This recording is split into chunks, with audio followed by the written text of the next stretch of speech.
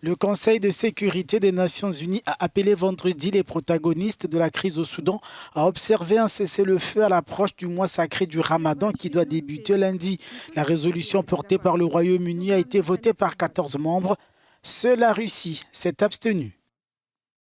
Nous exhortons les forces armées soudanaises et les forces de soutien rapide à répondre à cet appel international uni en faveur de la paix et à faire taire les armes. Nous exhortons également les parties belligérantes à instaurer la confiance et à rechercher une solution durable au conflit par le dialogue. Une solution pacifique devenue nécessaire alors que le conflit s'enlise, plongeant plus de 8 millions de personnes dans le besoin. Il est important que ce Conseil ait parlé d'une seule voix pour condamner la violence, exiger un cessez-le-feu et appeler les parties à lever les obstacles à l'acheminement de l'aide humanitaire essentielle.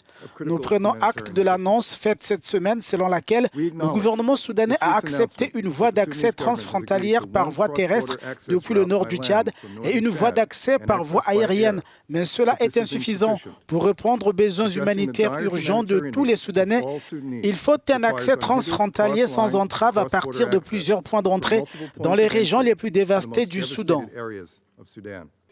L'aide humanitaire est attendue par la moitié des 51 millions d'habitants du Soudan. Antonio Guterres a mis en garde jeudi contre la menace qui plane sur l'unité du pays. Une année après le début des hostilités, la crise pourrait provoquer une instabilité régionale d'une ampleur dramatique, a fait savoir le patron de l'ONU.